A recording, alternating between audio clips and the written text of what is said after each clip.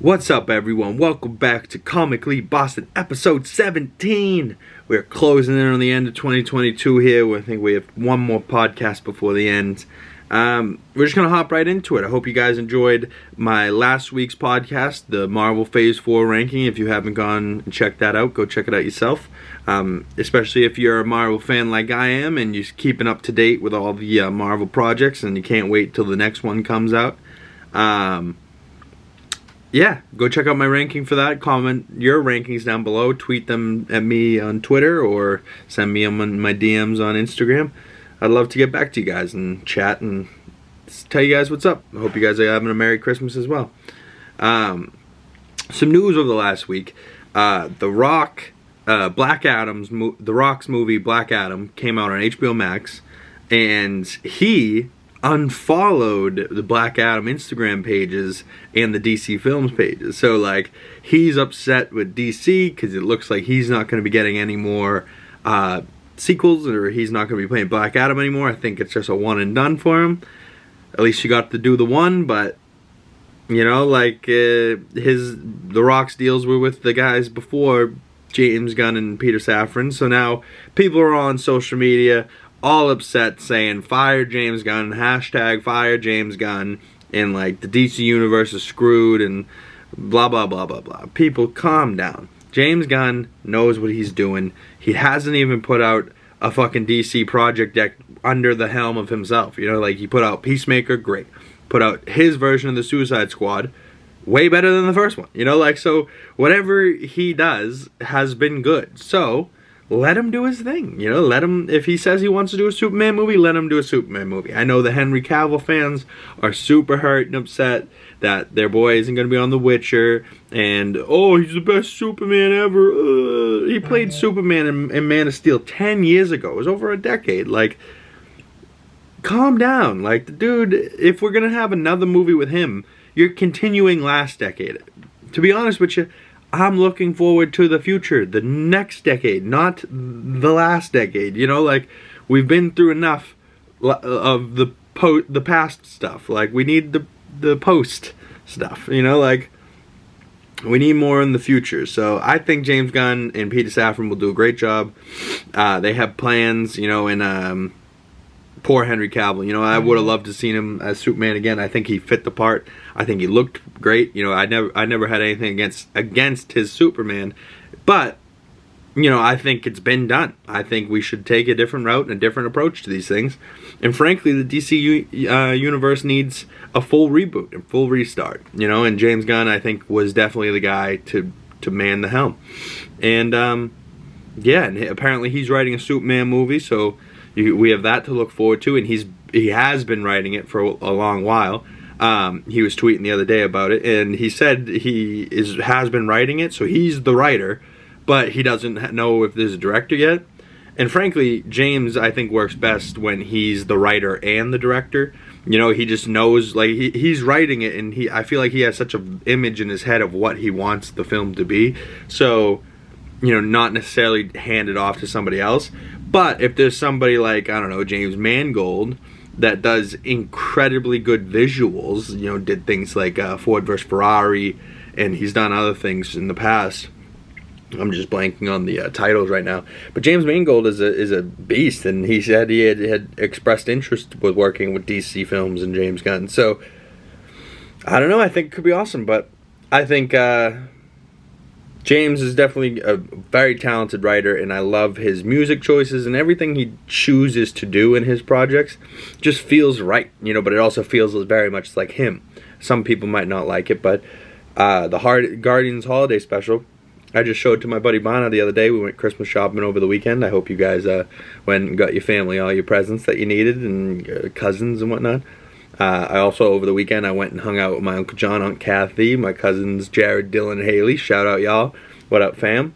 It was nice to, you know, get to see them. We never really done anything for Christmas like that, so it was like the first time meeting Haley and a few of them, so it was like, it was a good time, you know, and I basically just hung out with my uncle's dog all night and played with him, Rocky, big old German Shepherd. So I loved it. Bodie's this little dog, so I got my little version, this massive dog at his house. I was like, whoa. Yeah, I was like, Bodie does the same shit, but way smaller scale. Yeah, but yeah, so that's the news this week. James Gunn, stop with the fire James Gunn and just over Henry Cavill not being Superman. Like, someone else will pick up the role. Do not worry. The only way I'm going to start tweeting fire James Gunn is if he thinks firing Matt Reeves' Batman universe is okay. Because, you know, Matt Reeves just got his first Batman film this year. Spent the last 5 years working on that film because he wanted it to be good. And that film was one of the best films I've seen this year. I know because I've rewatched it a bunch of times. Michael Giacchino on the composing, you know, like, things like that are going to get me to fucking really love your films. You know, I'm a big movie guy, and I've been a big movie guy my whole life. That being said, we'll talk Avatar 2, The Way of Water today. That's what we're talking about. We're going to talk briefly about the Celtics and the sports because tough week for the Celtics, but then we're going to be talking Avatar 2 spoilers. So if you haven't seen Avatar 2, pause the video, come back later, but it's alright. Right now we're talking Celtics. So, tough week for the Celtics. We lost 3 out of 4. We're still, you know, on top of the NBA, 22-9. Ugh. 22-9. We should be 25-6, you know, or whatever it is. But we lost early this week. Monday we faced the Clippers, late game, 10 p.m. game. We lost. Tough game shooting. JT had 20 and 11 rebounds. He shot 7 for 20 from the field. He had 20 and 11. You know, he's getting double-doubles just easy. JB had 21. Tuesday night was the only good game of the week. We faced the Lakers. We had an overtime W. Jason Tatum and Jaylen Brown hit big buckets to force the OT. And then to close out the game, we won that OT win, 122-118. JT had 44 points, 9 rebounds, 6 assists. Jaylen Brown had 25, 15 rebounds, and 5 assists. AD had a good game, 37 and 12, although he did get an ankle injury and he should miss about a month of action this year. So he didn't get injured in that game versus the Celtics, but he did get injured this week. Braun had 33, 9 and 9 in his 18th season or something like that. Like, that's ridiculous. He's putting up crazy numbers. And then, you know, the reason why I think that game was as close as it was is because people like Russell Westbrook had 20 and 14 rebounds. You know, and he hasn't been playing well at all this year. So for him to be playing and getting that type of numbers, you know, he must have had a really good game. And then Friday night, we faced the Magic. And then Sunday night, we faced the Magic as well. We lost both games. I don't know what happened, but there's no excuse. Like, we should have been destroying that team. We just haven't been able to make a bucket. Like, I saw a stat the other night. Somebody tweeted it out. The Celtics made, of their last 83 three-point shots taken, they only made 17 of them. You know, of the last 83. So that means they've shot more than that. But of the last 83, they only made 17. Where at the beginning of the year, it felt like they were making 83 out of 90. You know, like, it's okay. Indiana Pacers on Wednesday.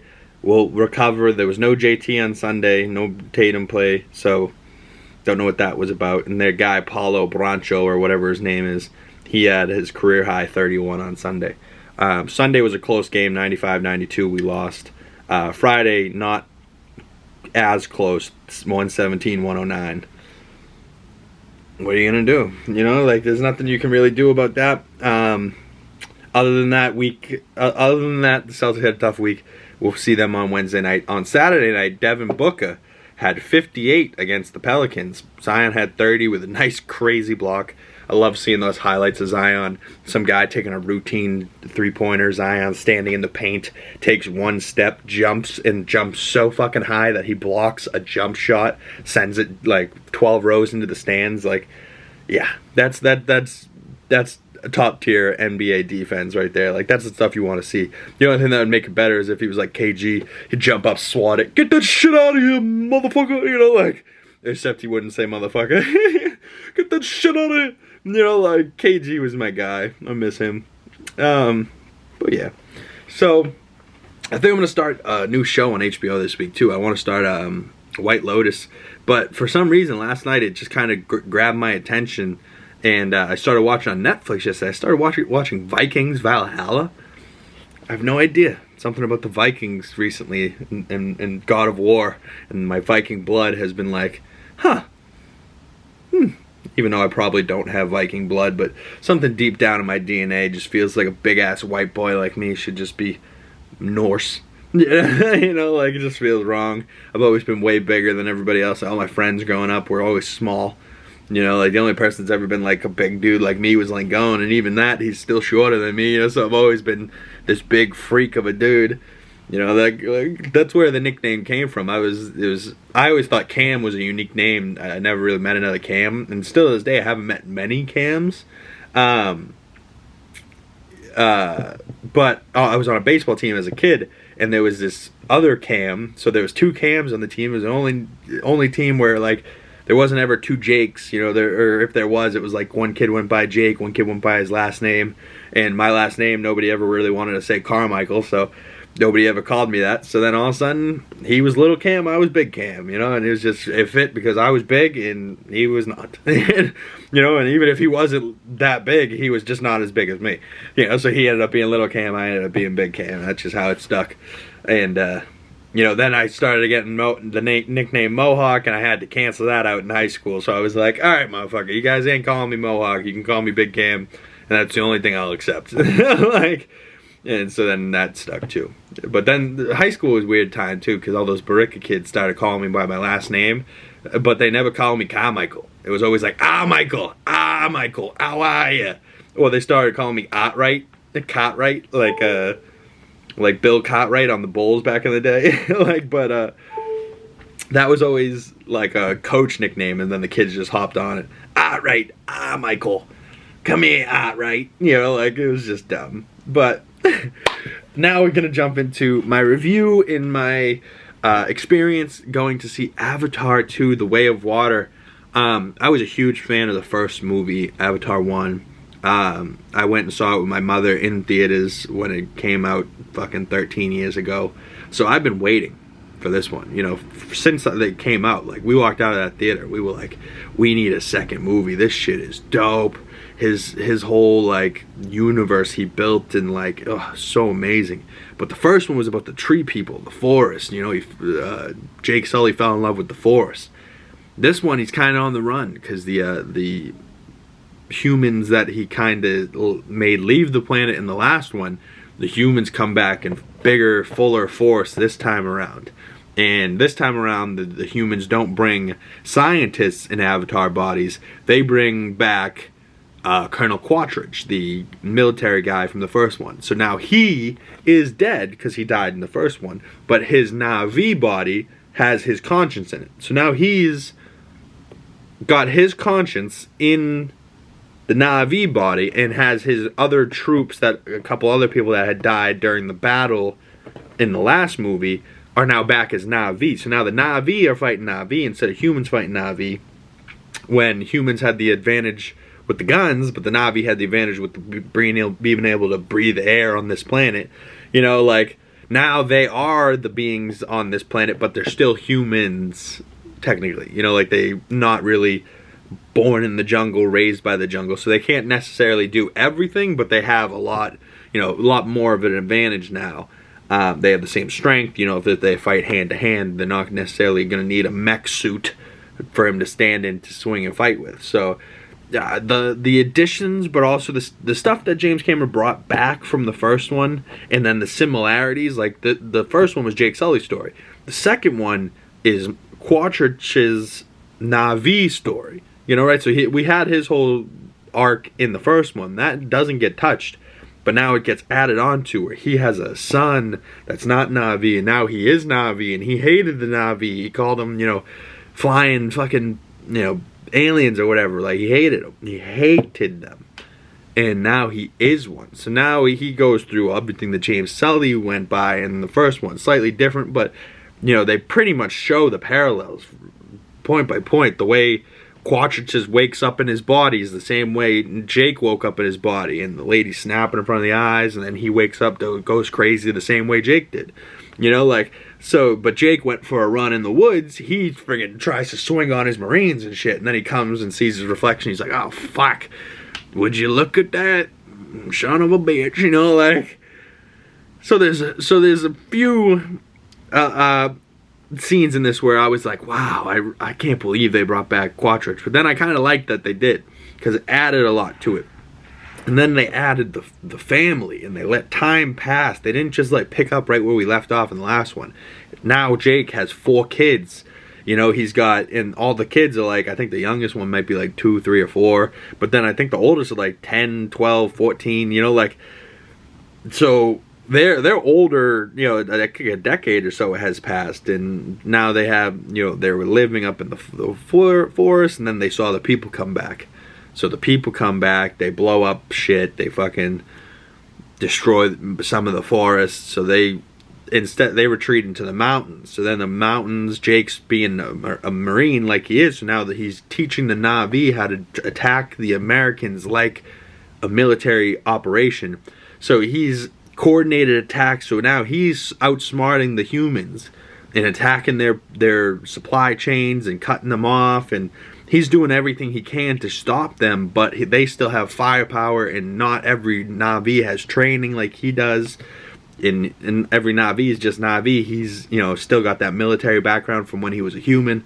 So, like, it's just wild, man. And then all of a sudden in this one, like, Jake isn't just the only person with a story. You know, like, his son has a story. His son gets the whale, and oh my god, the whales. I don't even remember what he called them. The Tanuks. But the whales. Oh, this picture of the whale with the kid, and they're doing a backflip. Like, just look how this looks. Like, oh, it looks so amazing. Like, the visuals in this were so great, and there was parts that were sad, and there was parts that were, the action all of a sudden comes in, and it's moving so quickly and so swiftly, and it's going from underwater to above water to banking around a plane with the wings of the bird. That's it's not a bird, it's a fish, but it has wings to glide above water, but also to swim. Like, oh my god, the way he incorporated now the water into things. Like, there's times where, you know, towards the end of the movie, they're like, hold on, hold your breath, it's going to be a long swim. And I tried to do it. I was like, and I held my breath as they go underwater, and I was like, all of a sudden I lean over to Mother, I was like, I'd be dead. I tried to hold my breath, I'd be dead. I really, really did love that movie. It was just everything I was waiting for 13 years. And, you know, I didn't necessarily know what to expect, but, like, all the colors that I really loved in the first one, right? So when the first one came out, there was nothing that looked like it. And then 4K TVs came out. So I was able to watch, I got a 4K TV, and then the first thing I put on was Avatar. Because I wanted to see the night scenes. I wanted to turn the lights off in the room. I wanted to sit in my bed and watch the TV light up purple and blue and greens and these colors and the detail of the blue Na'vi people and the dots that they have on their skins that are, they glow in the dark at night, and it all happens because of the eclipses on the planet. It's like, oh, but now you saw that from the forest perspective in the first film. In the second film, you see shit like this, and you know, there's, you know, they have, instead of horses, they have these water horses per se, and you know, but the coral and the underwater life still glows like the above water life. So it's like, the whole planet is just like teeming and going crazy with life. And then they added this bitch right here on this one. And I think the actress's name is Bailey Bass. Oh, she's gorgeous. I haven't done a baddie in the week for a while. Let me Google her. The baddie of the week, Bailey Bass. Oh my god, look at this smile. God, she's perfect. I don't care what anyone says. She's a perfect Na'vi. She's a perfect woman. I've fallen in love with her. I found her on, because I love the character, but I was like, I don't recognize that face. She must be a young actress. And I don't know if she's done a lot of other roles, but man, oof, is she gorgeous. This was her on the Avatar Way of Water set. I think she's got a amazing smile. Bailey Bass, if you ever in Boston, hit your boy up. I think you are gorgeous. Oh, just stunning. Curly hair.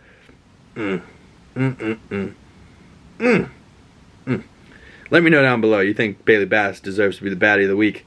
And if you don't think she deserves, I will block you. And you deserve to be fucking shunned. Don't you dare talk shit about this gorgeous bitch. But just look at this shot here. They still have they're flying into the Metcaina hut. That's what those trees are in the background. But like, you can see like the cloud detail, the mountain detail, the water detail, the shadows of the birds, the detail on the birds, intricate designs on the wings, and then you can see the planet in the background with 2 moons next to the planet. Like, everything. He spent 13 years, James Cameron did. He spent every bit of time and effort on the precise details to get this thing perfect. And I don't know if it's perfect to his standards, but man, I couldn't find a flaw in it. Like, right? The only problem I had with the movie was I got the chills. I don't know if anyone else this happens. So you get the chills and you feel like you gotta go fucking run to the bathroom and take some diarrhea. Fucking, I had the chills, but I was like, you find a position, you just hold yourself nice and tight, you hold everything, and you're like, all right, how much time? I'm like, fuck, it's only been 30 minutes. You know, oh fuck, it's only been an hour. We still got 2 more hours in this movie. So I sat there every like 20 minutes, like checking my watch because I was like getting the chills because the movie theater was cold. But I stayed through the entire movie, and it was incredible and totally worth it. And the way this one ends, it sets up the next one again, and like, James Cameron, I fucking love you. This movie was amazing. I hope you guys enjoy it. Go see it again. When this thing comes out on Disney Plus, I will be watching it too much, over and over and over. I hope he lets it come out on Disney Plus. He took the first one off Disney Plus to put it back in theaters, then he put it back on Disney Plus. So I was like, fuck, stop taking my shit that I like. But yeah, Bailey Bass, she plays the daughter of the chief of the Metcaina, which is the underwater people. But like, introducing this tribe into it, and like the guy that played the chief, and Kate Winslet playing the wife of the chief and shit, like introducing the whales. The whales were my favorite part of this movie. Like, if you know, you know. Comment below who is your favorite character, and it better be the whale with the cut off fin, with the half fin. You know, there's like, you know, fins, and he has like a nub and a fin. But he's the man. He is the man. That whale has the best part about the whale is that the whale has a full arc. You know, the whale is introduced as an outcast, and then you see the whales all together, and they're all herd. They're all traveling in groups. They're jumping out of the water. They're singing. They have soulmates with the clan leaders. It's like, whoa, and they're outsiders. He's not supposed to be like getting his own whale. All of a sudden the son gets a whale because he makes friends with the outcast because he's an outcast, so the outcasts have friends. And it's like, oh god, you know, you feel for him, you start to tear up. Then the whale shows the boy what happened to the whale to get outcast, and he didn't really deserve to be outcast.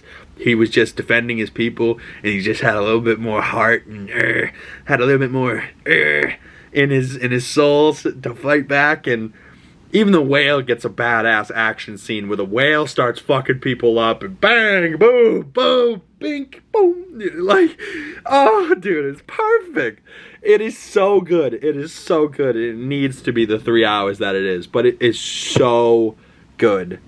Oh, I cannot wait to watch it at home. Even though I know James Cameron wants everyone to watch it in theaters. I've seen it in theaters, Mr. James Cameron. But I am someone that likes to watch something at home, and I really like the scene. I rewind the scene 5 times, and I'm like, oh, I'll see it again. Like, it will take me hours. Like, if a show is 45 minutes, it will take me 3 hours to watch it. You know, like, if a movie's 3 hours, it will take me a week to watch it. You're like, it just does. Like, if I really want to enjoy something, I will sit there. And even if I watch for 3 hours and I don't pause and rewind, and I really like something, at the end of the 3 hours, it just gets replayed, and it gets right back to the beginning, and I'm like, fuck, I really like the beginning, I gotta go back, you know. And then you just rewatch and rewatch. I don't know, I'm a junkie. Let me know if you're a movie junkie as well. Maybe I should just name this podcast Movie Junkies. But I think next week I will name my favorite movie of the year. And maybe it will be Avatar, maybe it won't be. But next week will be the last podcast of the year. 2022, we're winding it down here. I won't see you guys before Christmas, so Merry Christmas. I hope all you guys had a wonderful holiday. There will be a Lego video coming out this weekend, right before Christmas. Christmas Eve will be out, so stay good, stay well, be good. Get your families presents. If you're not a Christmas celebrator, do whatever you do. Happy Hanukkah, happy holidays. Enjoy your life, do your thing. Alright, I don't want to push holidays on you, but hey, people in the world, enjoy yourselves, be good, be nice to each other, and I'll see you in the next video. Peace.